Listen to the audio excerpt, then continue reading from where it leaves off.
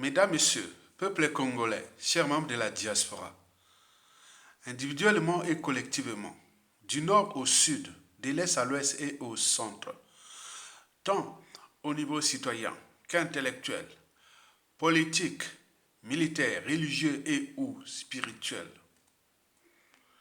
Voici pour vous des questionnements d'intérêt général. 2 points. Dans quelle situation politique et sécuritaire va se passer la passation des services du général Jean-François Ndengue, mis au placard? Quelles sont les problématiques que soulève cette passation de service? Quel est le contexte, les enjeux et les perspectives de la fin de règne du général Jean-François Ndengue, ou plutôt de la passation de service qui, sauf imprévu, va se passer le 4 juillet 2024 à Brazzaville. Le jeudi 4 juillet 2024 à Brazzaville. Le général Jean-François Ndengue, qui dirige l'insécurité publique, ou plutôt la Gestapo, depuis déjà 1998, qui enfin va aller à la retraite contre sa volonté. Vous savez que d'après des sources fiables, il serait né entre 1949 et 1952 et aurait sémé la terreur avec ses sbires, ses nervis, ses tontons macoutes, ses cobras, ses bébés noirs, ses kata-kata, ses koulouna, etc. depuis de nombreuses années, c'est-à-dire depuis les années 2000. Vous savez que quelque chose se décide. Vous savez qu'il y a toujours un départ et un terminus. Tout a une fin. Tout a un départ et un terminus. Et c'est comme ça. C'est la loi de la vie. Alors, ce 4 juillet, Jean-François Ndengue va-t-il accepter de quitter la tête de la Gestapo? C'est tous les questionnements. Alors, mesdames, messieurs, peuple congolais, chers membres de la diaspora, individuellement et collectivement, du nord au sud, de l'est à l'ouest et au centre, voici pour vous les éclairages citoyennes, intellectuels et politiques à la fois de cet événement du jeudi 4 juillet 2024 à Brazzaville. D'abord, les problématiques que soulève la passation de service du général Jean-François Ndengue. Bon, les problématiques sont nombreuses. D'abord, pourquoi le sinistre de l'intérieur ou les sinistres de l'insécurité publique, M. Zéphirin Mboulou, était venu lui remettre la note de service escorté avec une escorte musclée. Vous savez, le ministre de l'Intérieur vient remettre la note de mise à la retraite du général Jean-François Ndengue, le patron de la police politique depuis 1997 jusqu'à nos jours. Donc il vient remettre ça escorté, musclé, mais le week-end, c'est le week-end du 22 juin 2024, week-end du 22 juin dernier, escorté avec plein de gens, le week-end. Et lui, il prend la note, il obtempère, il prend la note et après, il va dans son village au nord du pays, à 2 pas de l'équateur. Maintenant là, d'après les sources, il serait en Turquie en train de se soigner. Et aussi qu'il aurait laissé des confessions que si Denis Sassou Nguesso et son fils Christelle Sassou Nguesso m'attaquaient, Bon, il a laissé cette vidéo à 4 personnes de confiance qui ont publié ça. Parce qu'il a dit qu'il a servi Sassou Nguesso. Il a fait tous les coups bas et coups tordus contre le peuple congolais. Et c'est comme ça qu'il me traite, me laisse en monnaie des singes. Et comme ça, donc ça ne va pas passer. Et donc, oh là-bas, donc, vous voyez, c'est comme les divorces contentieux. Il y a les divorces à l'amiable. On dit, bon, on s'arrange, voilà, c'est bon. Mais les divorces contentieux, il y a toujours du chantage, des menaces, même jusqu'à menaces de mort et autres. Donc là, entre Denis Sassou Nguesso et son ancien complice de la sécurité publique au Congo pour la conservation du pouvoir, parce que l'insécurité publique faisait partie des stratégies de la conservation du pouvoir, comme disait le numéro 2 du nazisme, Hermann Göring.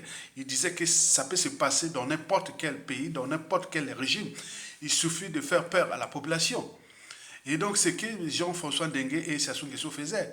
Vous avez tous entendu parler des cobras, des bébés noirs, des katakata, des koulouna, plein de choses, des sécurités publiques. On lâchait des jeunes qui sont entraînés, conditionnés à la violence pour aller se fracasser entre eux ou aller attaquer la population. Et ça dure depuis ces 15 dernières années. C'est la terreur là-bas jusqu'à présent. C'est pas encore terminé. Et donc là, le questionnement est là. Et donc là, tout le monde dit, enfin, avec le départ de Jean-François Dengue, la sécurité va vraiment baisser au pays. Voilà. Les gens se trompent.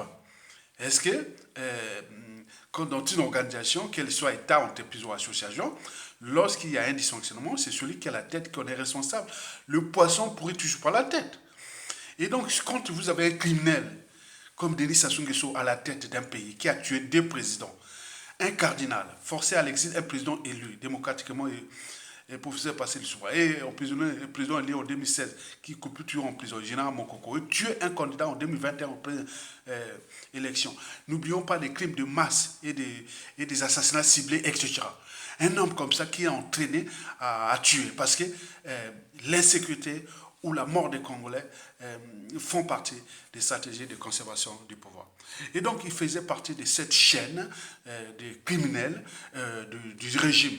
Et lui-même a une vidéo de 8 heures qui est là aux mains des gens, que si et seulement s'il arrive des soucis, publier cette vidéo. D'autant plus qu'il est recherché par la CPI. Donc, vous le savez, ça, par la Cour pénale internationale. Donc, il est protégé par Sassou Nguesso parce qu'il y avait ce poste-là de raison. Maintenant, quand il va perdre ce poste-là, est-ce qu'il y aura encore l'immunité? Est-ce que c'est tous les questionnements? Voilà pour les questionnements, les problématiques que soulève cette nomination, cette passation de service. Maintenant, allons voir quelle situation politique et sécuritaire soulève cette passation de service. Donc, nous sommes d'abord dans la situation politique. Nous sommes dans la situation d'une dictature au crépuscule, une dictature qui nous a été imposée par le sang des Congolais, par la France, à travers son cheval d'étoile, la France-Afrique, de Jacques Chirac et du Premier ministre Lionel Jospin, entre les socialistes et les droites, il avait structuré, organisé un coup d'État, et dont nous subissons les conséquences. Donc la France avait mis un gars là pour nous piétiner sous l'ordre néocolonial, pour le pétrole, pour plein de choses comme ça. Donc nous subissons cette problématique-là. Donc là, la situation est compliquée pour la France-Afrique au Congo, puisque nous, comme si la France avait trouvé la terre promise de ces crimes néo-coloniaux au Congo, et nous continuons à subir ça, dont un tiers de la population est à l'étranger, alors que ce riche pays, personne n'immigrait à l'étranger, on était chez nous. Regardez bien comment ils sont fait. Donc la situation est problématique pour les despotes, puisque Internet est passé par là, les médias, réseaux sociaux sont passés par là. Donc on informe que voilà, la France avec son criminel qui sont là. Bon, ici on parle de la liberté, la dignité, l'intégrité physique, la condition humaine quand on est sur le continent européen, mais quand on traverse la Méditerranée, c'est fini ça. On voit bien ce que ça produit avec Sassou Nguesso. Donc nous sommes dans cette configuration-là. Et qu'on se dit, mais il y a un souci. Donc là, le régime est là aux abois, et nous continuons à mettre les pressions dans la zone France-Afrique et autres. Donc à un moment donné, ça va péter. Et de l'autre côté, la situation au pays est problématique. Nous sommes dans l'atmosphère de fin de règne. Le climat socio-politique et militaire est délétère, parce que le clan est déjà divisé, hein, pour le problème des successions et de la guerre et de la peur des lendemains. Nous sachons qu'il y a des règlements politiques et militaires dans le nord et dans la Kivu, là où se concentrent les forces. Donc les gens qui étaient avec Sassou Nguesso, le nord là, qui est du nord de Sassou Nguesso, ils n'en veulent plus de Sassou Nguesso. Et donc c'est une situation à tout instant, ça va péter. Et les perdants, ce sont eux. N'oublions pas les crimes de sang, de génocide et qu'ils ont commis dans le sud du pays, de Brazzaville à Pointe-Noire, 2 tiers de la population, là où se concentre l'exploitation du pétrole et tout compagnie. Donc ils ont volé autre. Donc le climat est là, est bizarre, cette atmosphère de fin de règne du despote. Voilà pour le climat politique et sécuritaire, parce que l'insécurité règne en maître. Comme disait un général de Mobutu, le général Maëlle Leko Bokungu, qui est dans un pays, lorsque la sécurité règne et ça ne s'arrête pas, parce que ceux qui sont à la tête sont des criminels. Donc, quand vous n'allez pas laisser la garde de votre maison à un voleur, ou la clé de votre maison à un voleur, la suite est logique. Vous n'allez pas laisser la garde de vos enfants à un pédophile. La suite est logique. Vous n'allez pas laisser la tête de votre pays à un criminel. Donc la suite est logique. Donc vous imaginez, la France Afrique avait placé un criminel là, qui est là. Nous cherchons à les dégager. Il s'est enraciné, il s'est entraîné et autres. Donc nous cherchons les moyens pour désinguer le système de l'intérêt afin qu'on puisse sortir. On dit enfin. On peut se sortir, par nous-mêmes. Parce que la France-Afrique a structuré, là, on parle de la liberté, de la civilisation ici en Occident, en Europe, en France. Mais là-bas, non. Ils sont de notre esprit. Tous les gens des élections qui se passent là, en France, là. Pourquoi qu'ils sont des humains? Mais quand on arrive du côté de l'Afrique, non, ils ne sont plus des humains. Hein. Donc, battons-nous nous-mêmes. Vous avez tout compris? Très bien. Voilà pour l'essentiel de la situation politique et sécuritaire. Maintenant, analysons le contexte. Le contexte est la mise au placard de Jean-François Ndengue. Nous avions le contexte déjà national, nous avons l'opinion nationale. On en a marre de ce régime qui est l'oligarchie politico-affairiste française l'avait placé en 1997 avec le sang des Congolais pour exploiter notre pays comme on fait des omelettes. Et là, l'omelette est consommée.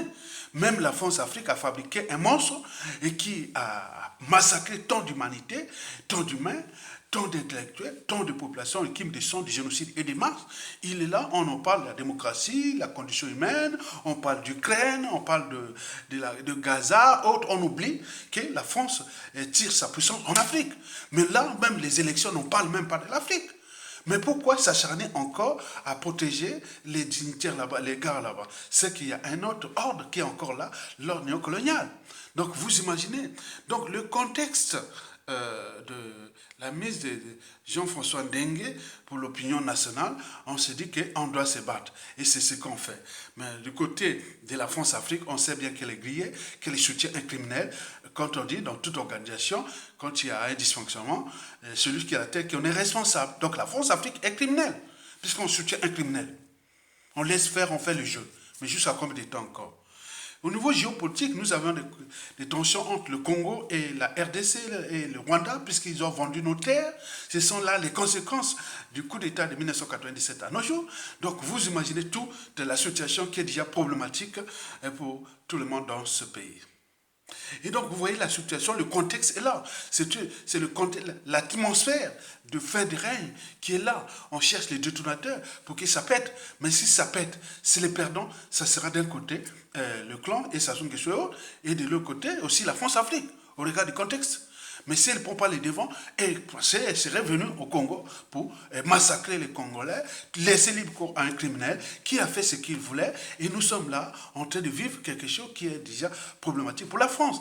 De l'après Sassou Nguesso, si elle ne prend pas ses devants, c'est dire oui, on avait installé un criminel qui a massacré des humains là-bas. Et nous, là, on se dit, ah oui, la faute de la gauche, la faute de la droite, la faute de point. Mais nous, on n'en est pas là-bas.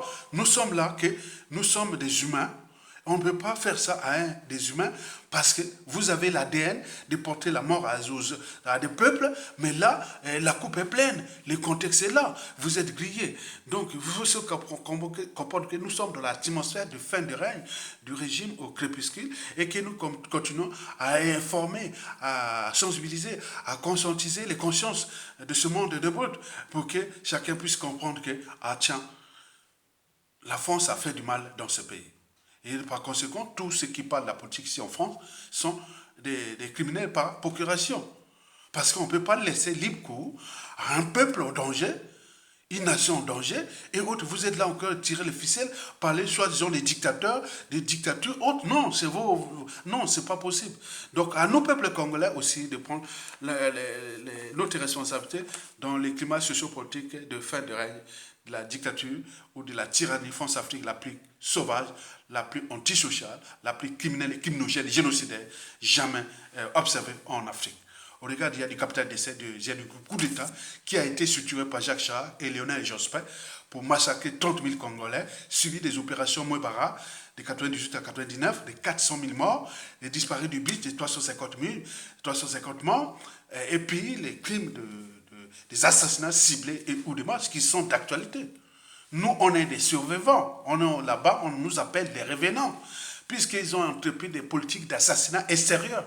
Donc, on a assassiné beaucoup à l'extérieur, et notamment beaucoup en France, au Canada et en Suisse, dans les pays francophones d'Occident.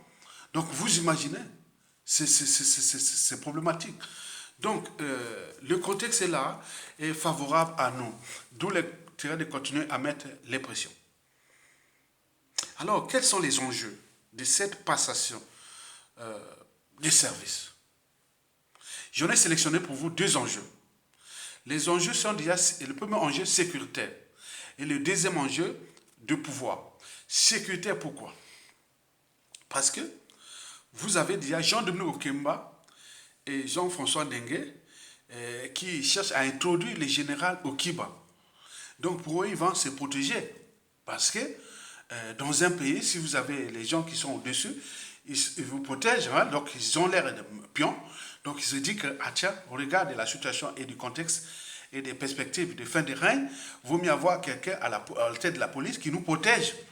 Donc Jean-François Ndengue et Jean de Mokemba ont obtempéré aux injonctions de Sassou Nguesso tenant à faire respecter sa décision de virer de la police et des services secrets qui va arriver aussi pour Jean de Mokemba avant 2026. S'il n'y a pas de changement d'ici 2026, Jean de Mokemba va aussi partir.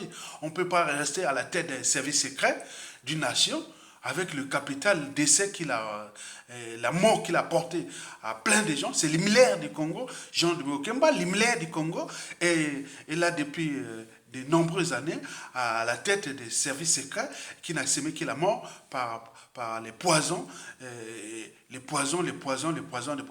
au pays. Et donc, dans la diaspora aussi, et Jean-François Ndengue, la sécurité. Et donc, entre eux, il faut se protéger. Et donc, ils ont trouvé ce qu'on appelle le général Okiba, qui serait l'homme de Jean-François Ndengue. Et seulement si le général Okiba prenait la tête de la police nationale ou de la Gestapo et autres, ce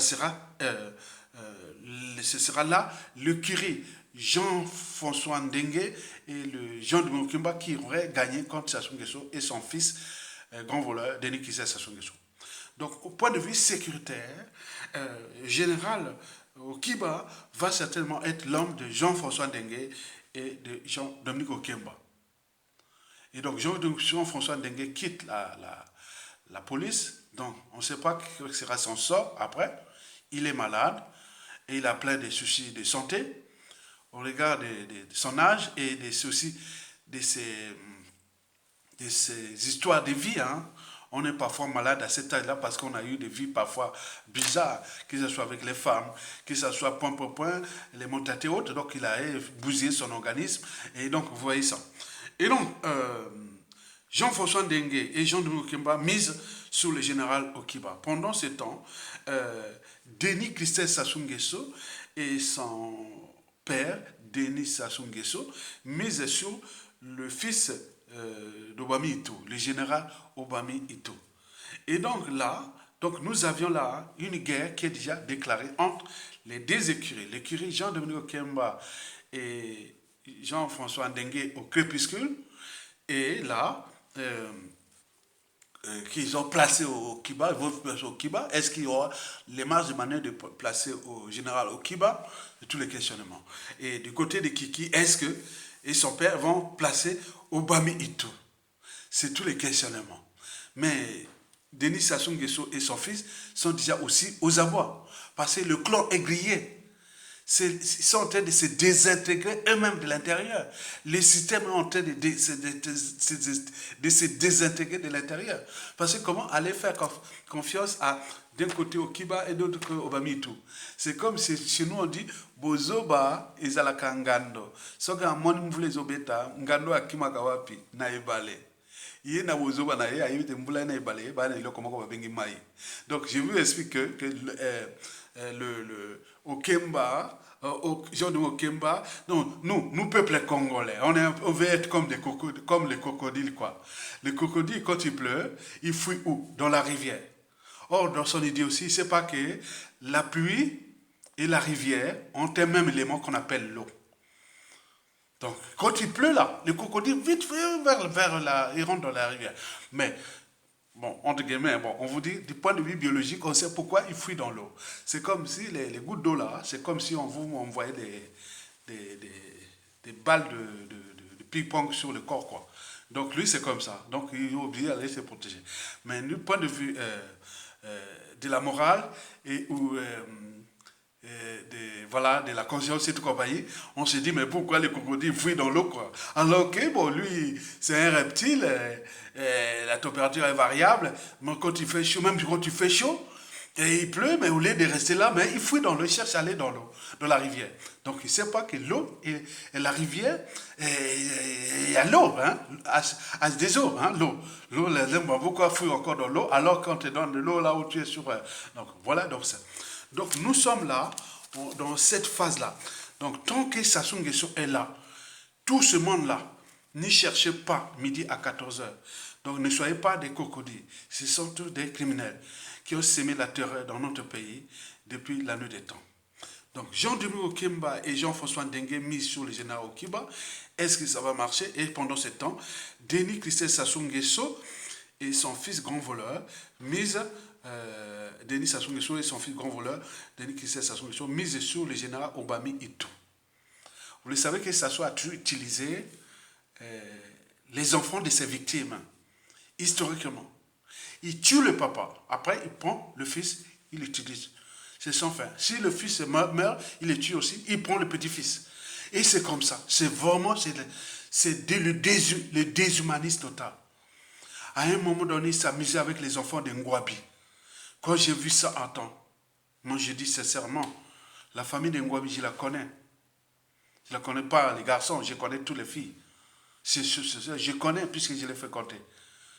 Et quand on voit ça, je dis sincèrement, il a utilisé aussi les choléra. Après avoir tué les filles, il les utilise comme ça. Lui, c'est l'homme, c'est un nécrophage. Attends, vous tuez quelqu'un, un opposant politique ou dissident ou tu prends ses enfants et sa femme. Il en a abusé de ces femmes-là. La femme, il tue quelqu'un, il prend la femme de celui qui l'a tué, il la vend, plus les enfants, il l'utilise. Et c'est comme ça. Et donc, Obami tout là, un ticket qui est utilisé pour servir les projets de succession de Denis Sassou Nguesso. Donc, allons voir maintenant du côté des enjeux du pouvoir. Les enjeux du pouvoir, c'est que là, comme Jean-François Ndengue n'a pas de projet de pouvoir, mais celui qui est dans la tête a toujours pensé à prendre le pouvoir, c'est Jean-Dominique Okemba, l'Himmler, l'assassin et tout compagnie. Donc lui, il voit au Kiba quelqu'un qui pourra le protéger au cas où il arrive des situations où la succession peut se passer.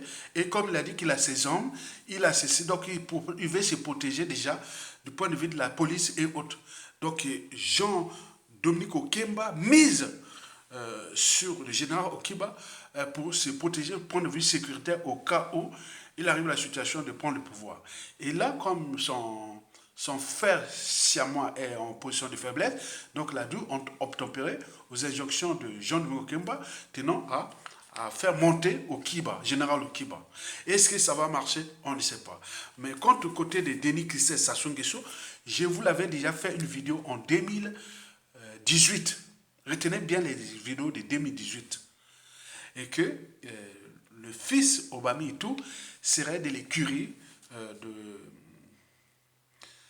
de Denis Christophe Sassou Nguesso pour accession au pouvoir. Donc là, comme là, les perspectives de la fin de règne du despote Denis Sassou Nguesso sont problématiques, puisqu'il y a déjà le clan qui est déjà divisé, comme on en voit là, ce sont là quelques informations qui vous montrent que le clan est déjà divisé. Et puis le dérèglement politique et militaire dans le nord et dans la Kivette. Tout sauf ce clan-là. Méfiez-vous des apparences, elles sont trompeuses. Et donc là, Denis Christophe Sassou Nguesso mise sur Obami pour avoir une assise déjà sécuritaire dans le pays. En plus, il a déjà fait venir les mercenaires tutsis rwandais qui sont éparpillés dans tout le pays, qui attendent au moment venu. Ils risquent d'avoir, parce que les tutsis, ce sont des génocidaires, hein. Ils ont tué... Ils sont tués là-bas en l'espace de 3 mois. Ils ont massacré plus de 1 million entre eux. Donc là, ils sont venus pour assassiner. Ils sont des mercenaires, hein, les Tutsis au Congo. Ce n'est pas de l'ostracisme ni de la xénophobie. Ils sont entraînés à venir. Denis Christophe Sassou Nguesso a supprimé les visas. Donc ils viennent là en masse. Ils sont en train d'arriver là. Et le problème, c'est que, bon, au niveau sécuritaire, au niveau du ministère des Affaires étrangères, au niveau des armées, on laisse faire. Donc tout ce monde-là est responsable et coupable de la situation du pays. Comment on peut laisser faire un pays où on a commis des génocides et vous laissez libre cours à ce pays-là, des gens-là, de rentrer dans votre pays sans visa? C'est quoi cette affaire-là? Et donc là, Denis Christophe Sassou Nguesso a mis déjà le pied au niveau sécuritaire. On plaît des mercenaires qu'il a déjà fait venir, qui continue à venir, mais nous alertons, et les climats sociaux, culturel est problématique, puisque tout le monde voit maintenant au Congo-Brazzaville, les Rwandais au Congo sont des criminels, sont des assassins qui sont en perspective potentielle, qui risquent, avec Denis Sassou Nguesso, de massacrer encore les Congolais. Donc nous les surveillons maintenant aujourd'hui, comme on surveille les laisse sur le feu. Donc sur ce point, cette passation de services, on regarde ces enjeux de pouvoir, où Jean-Dominique Okemba est au crépuscule et Denis Sassou Nguesso aux abois, puisque tous ces circuits de prise de pouvoir sont maintenant démasqués. Donc alors, la police là va servir à quoi? Pourquoi passation des services encore? C'est pour faire quoi? Donc l'intérêt pour nous de continuer à mettre les pressions. Que voilà, nous savions les criminels. Le système ne va pas changer. C'est des tours de passe-passe. On appelle ça des tours de passe-passe. Pourquoi? Parce que, comme disait Hermann Göring, pour conserver le pouvoir, pour semer la terreur, il faut qu'on sème la terreur. Donc la terreur, l'insécurité, les autres, fait partie des stratégies de conservation du pouvoir. Donc là, on veut changer simplement pour des perspectives de pouvoir de la presse Sassou Nguesso. Donc il se travaille maintenant, il faut maintenant regarder si ça c'est pas le pouvoir. Donc celui qui va prendre le pouvoir là, de la presse Sassou Nguesso là, il sera soit du côté de Jean-Dominique Okemba ou de Denis Sassou Nguesso. Or, les deux sont vomis par le peuple. L'autre, c'est un assassin né qui a empoisonné beaucoup de cadres dans ce pays, depuis le coup d'État, déjà dans le clan Sassou Nguesso, au pouvoir, déjà dans les hommes qui avaient aidé Sassou Nguesso à revenir au pouvoir, il en a massacré, là-bas au pays, comme de la diaspora. Mais Denis Sassou Nguesso, c'était un grand voleur. Il a volé tous les pétrole du Congo. En plus de ça, il a vendu notre pays à la découpe. La haute trahison est déjà totale. Mais entre les deux qui se préparent quoi? Mais comme tout est rapport de force, qui ne risque rien à rien, si vous continuez à crier, mais les autres avancent, comme dans le combat entre un léopard et un chien. Hein. C'est comme le léopard, c'est la panthère, et le chien boit, les panthères est calme, après il l'attrape. Donc ils sont comme ça, ils nous regardent maintenant comme ça. Regardez le combat entre un léopard ou un panthère avec un chien. Regardez les stratégies là. Vous allez voir qu'il après il attrape. C'est ce qui Sassou Nguesso fait. Donc ce qui va attraper aussi Jean-François Dengue qui s'agite. On ne sait pas, comme les Dixit de Sassou Nguesso, je partirai, mais je ne laisserai pas de témoins d'un crime.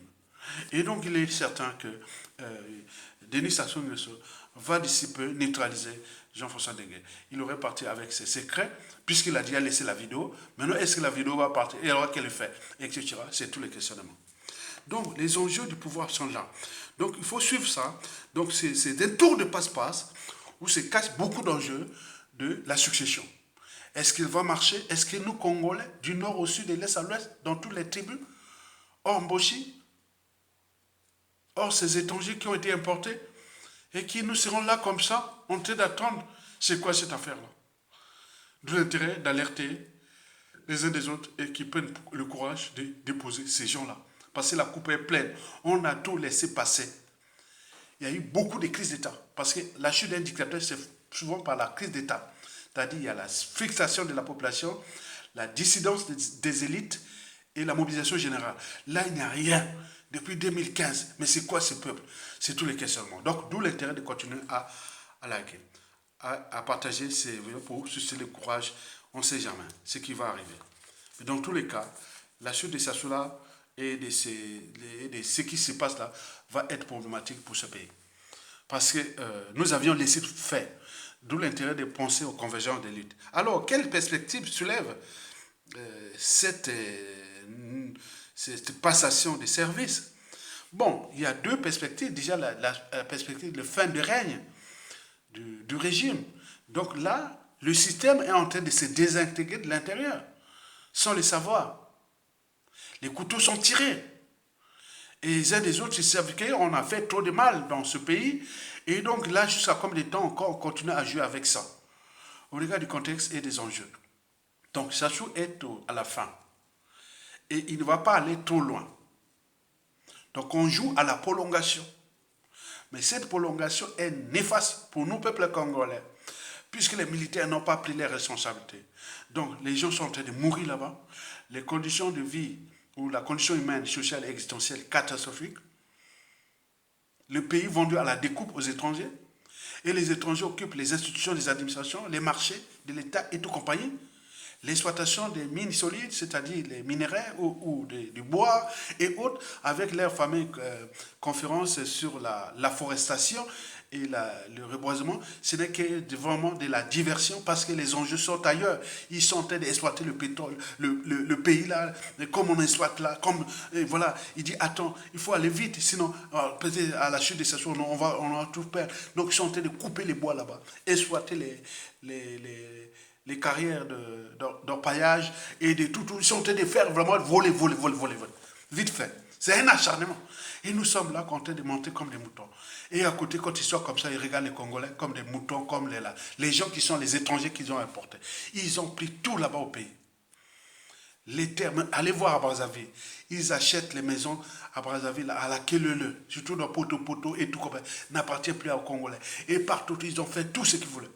Il a dit, il a laissé comme nous devenons comme un corps sans anticorps. Vous vous imaginez un corps sans anticorps.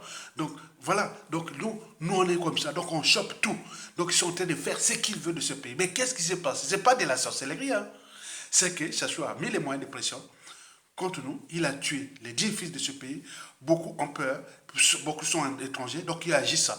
Et d'autres se préparent. C'est ça que je dis, la deuxième perspective, c'est-à-dire ce qui va arriver au moment que les 10 fils de ce pays vont prendre la responsabilité de régler cette affaire-là. Personne ne viendra pleurer. Regardez bien, depuis 26 ans déjà, ils ont continué à terroriser le monde, tout le monde. Ils ont vendu à la découpe un pays. Ils ont fracassé un pays. Ils ont pétiné un peuple. Ils ont fait ce qu'ils voulaient avec la complicité de la France-Afrique, puisqu'on gère une colonie. Une colonie est faite pour être exploitée. Et elle est là en train de s'exploiter. Et ça marche. Les gars de la France-Afrique, là, de gauche, de droite, comme des de gauche, des droite, ils ferment comme ça. Est-ce que vous avez entendu la campagne électorale à parler de l'Afrique? Il parle que l'Afrique du point de vue immigration. Regardez bien, avant l'arrivée, le retour des Sassou Nguesso au pouvoir, en 1997, il n'y avait que 3 Congolais, comment on appelle, Avant l'arrivée de Sassou Nguesso, il y avait qu'un Congolais sur 10 qui était à l'étranger. La majorité était toujours en France. Beaucoup allaient aussi à l'époque aller faire les trucs en URSS. Mais regardez aujourd'hui, nous sommes entre 3 et 4 Congolais à l'étranger. C'est qu'il y a un problème. Comment en 25 ans, un tiers d'un pays, riche pays, se retrouve à l'étranger? Il y a un souci. La faute à qui? C'est nous-mêmes. D'où l'intérêt de veiller les consciences. Le courage n'est pas l'absence de peur. Le courage, c'est la capacité de la vaincre. Comme disait Nelson Mandela, la suite à la connaît. Donc le peuple se libère par le courage. C'est nous-mêmes qui allons libérer le pays. Et c'est nous-mêmes qui allons construire les stratégies pour punir ces gens-là. Personne ne viendra nous aider. Le monde là, c'est un monde de brut, un monde d'intérêt. Et donc on va là où il y a les faibles, on les souhaite ça. Donc les gens viennent voir Sassou Nguesso, ils lui donnent des médailles, ils donnent tout, parce qu'ils savent que ce peuple a tout renoncé, abandonné. Il n'y a plus d'armée, il n'y a plus de pom-pom-pom, il n'y a pas rien. Donc ils pensent comme ça. Mais jusqu'à combien de temps encore? Donc vous devez continuer à comprendre que ça, ce sont les signes du temps qui prouvent que le régime est aux abois. Dès qu'il commence à se diviser entre eux, il arrivera un malin. Le malin, là, c'est le peuple. À tout instant, il peut prendre son pouvoir. Likez, partagez et soutenez la résistance. Donc,